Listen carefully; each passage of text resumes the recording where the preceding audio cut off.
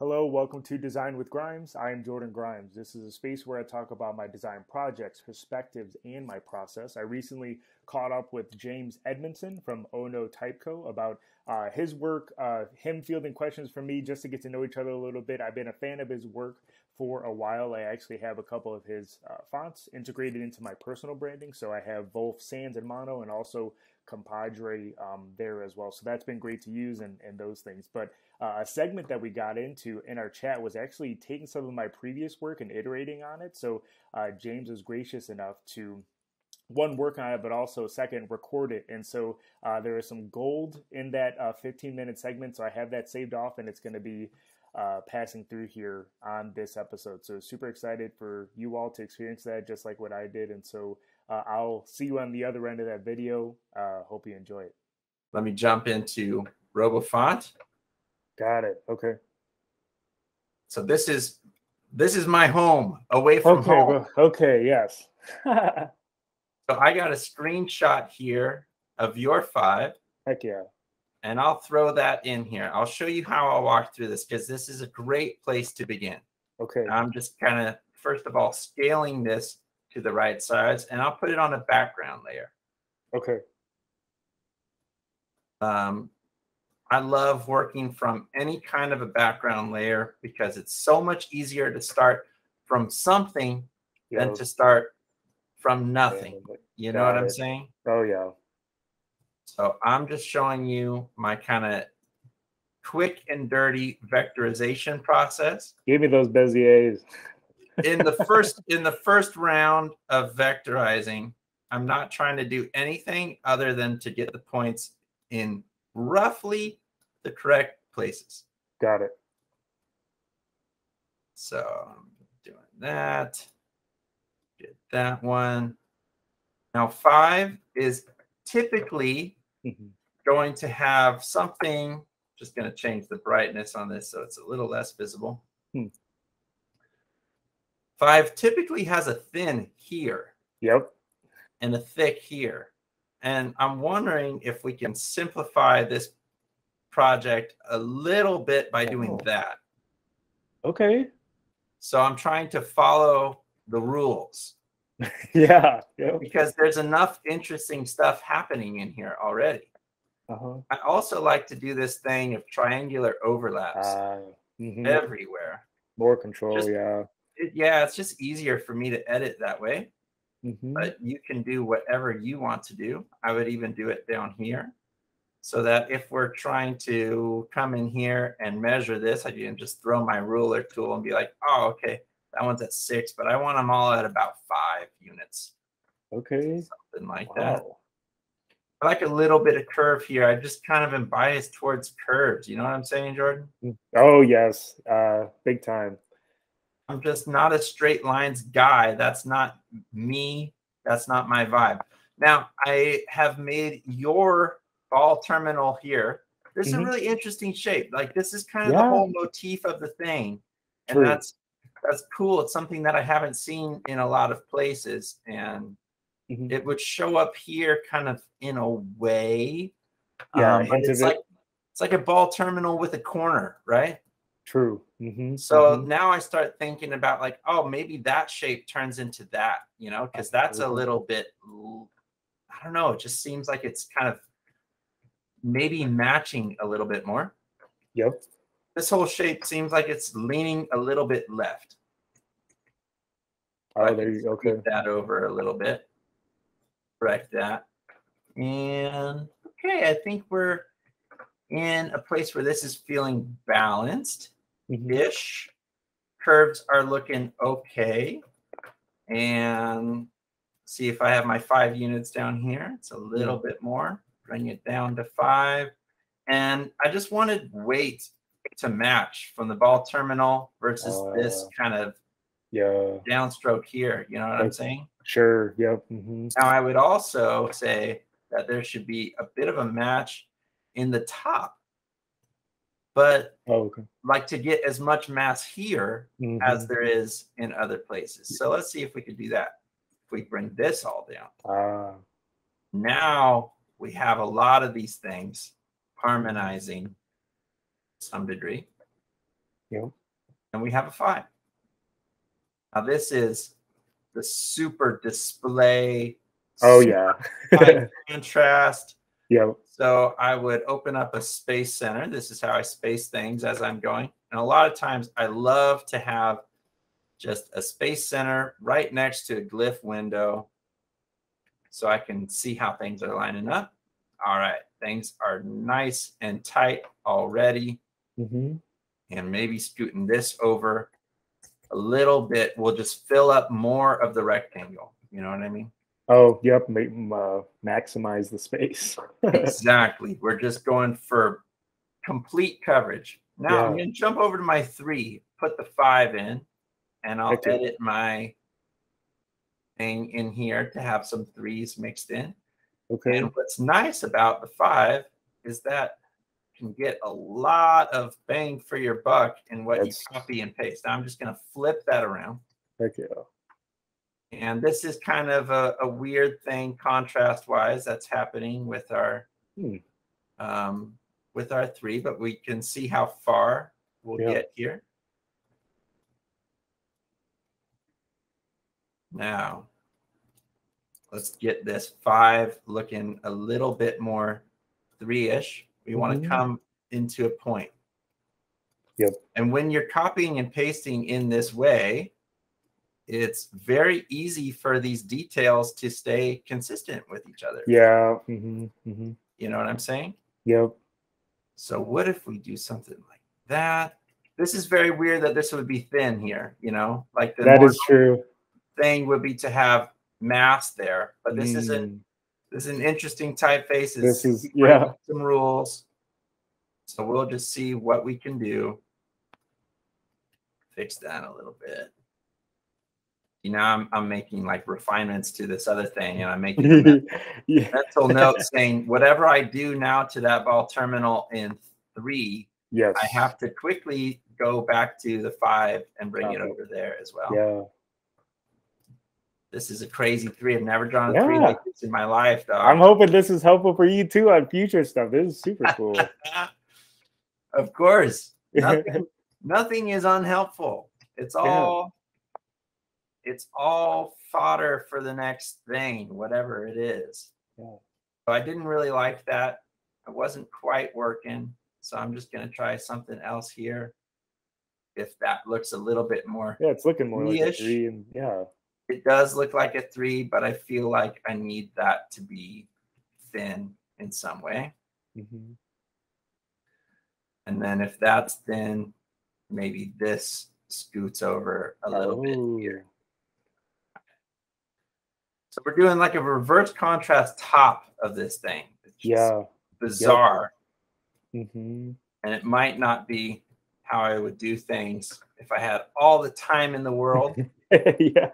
Sure. But whatever. That's not what this is. We're just doing a little sprint on this. Now, that's right. I have this kind of ingredient that I think I could use pretty much the same on my 9.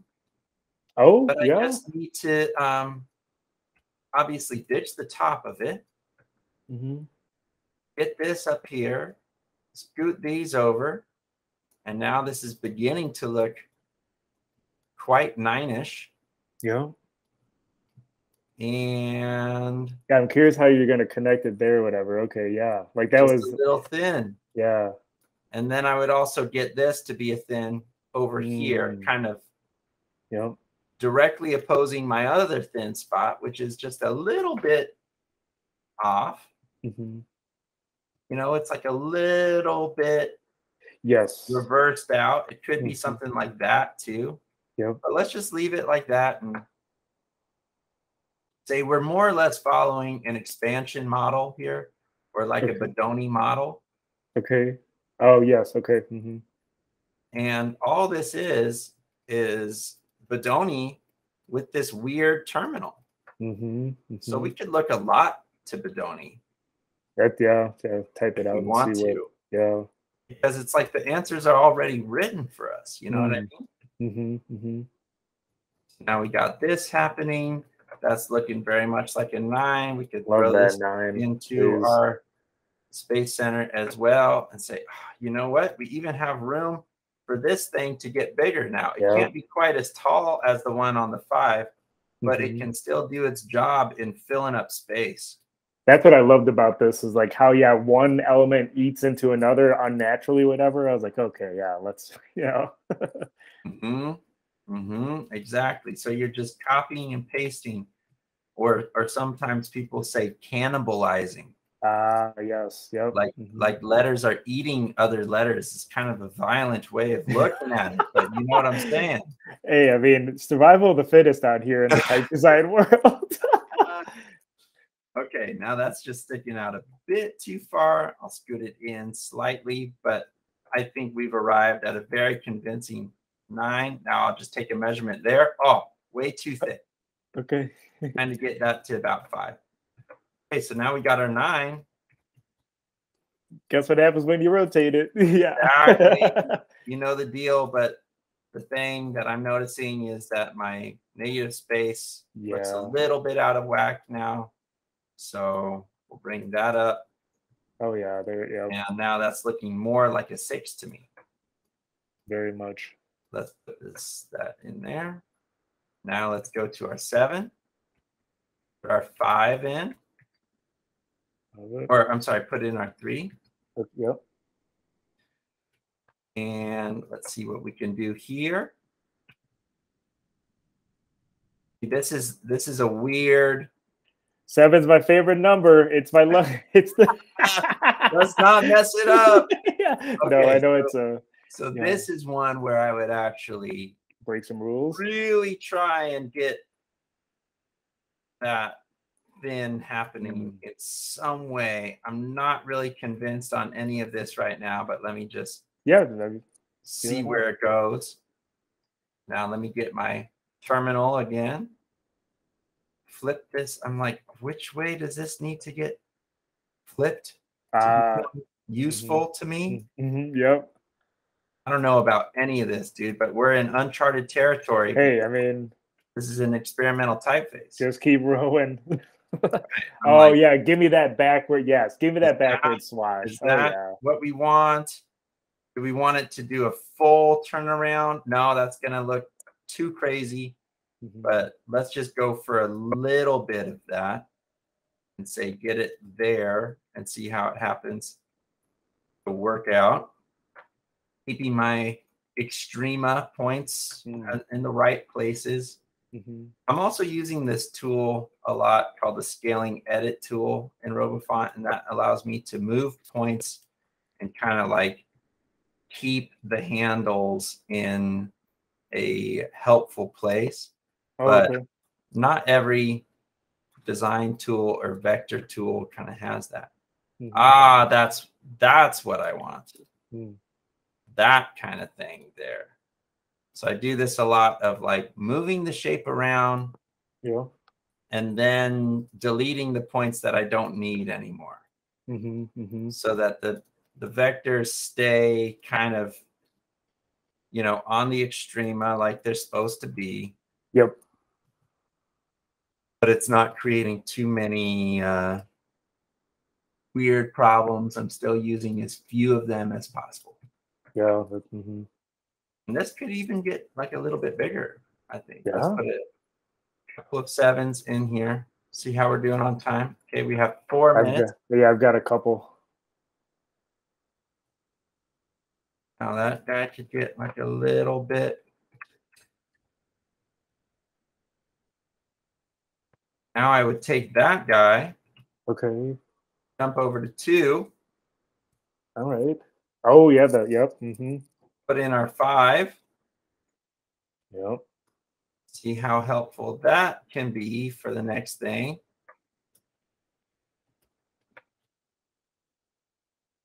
And now this might need to get scaled down a little bit, but it's basically this, right? Yes. Yep. Oh, yeah. Something like that is feeling very 2-ish to me. Now, that's rough, dog. I'm not happy with it. I'm just trying to do this all in Yep. in the time that we have here. Completely. But it's reusing the same elements. That's right. 1 and we can get our 0 from 9.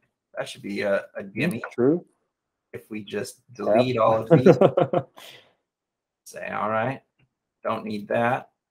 Copy, paste, flip it around. Uh-oh. Sometimes likes It's connect it in a unhelpful way. But that's kind of enough to sort of prototype it. Very good. Get it a little bit narrower. So we have 0, 2, 3, 5, 6, 7, 9. Yes. All in a place where they could use a lot more love. But yeah, I mean.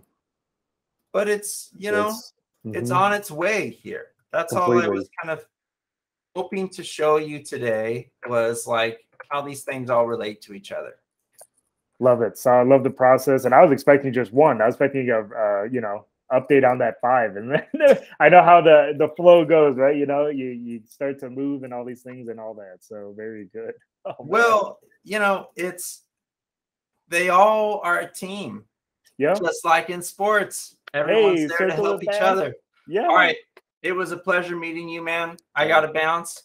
Wow. Thank you again, James. That was a great segment. I'm so glad we were able to record that. I can look back. I can share it with you all. Hope you all enjoyed it as much as I did. And as I said before, we had a conversation previous to that we did not record, and we got some gold in there as well, just things and design challenges I brought up to him and all those sorts of things. And so I will try to piece together a video around that to share it and just kind of reflect on that as well. But in the meantime, go ahead and follow James. He's active on Instagram at OHNO Type Co. You can see it on the bottom of the screen here. Buy a font while you're at it. OHNOtype.co as well. So support him, support the company, support fonts and design, right? So until next time, I'm Jordan Grimes. Thanks for viewing. We'll see you later.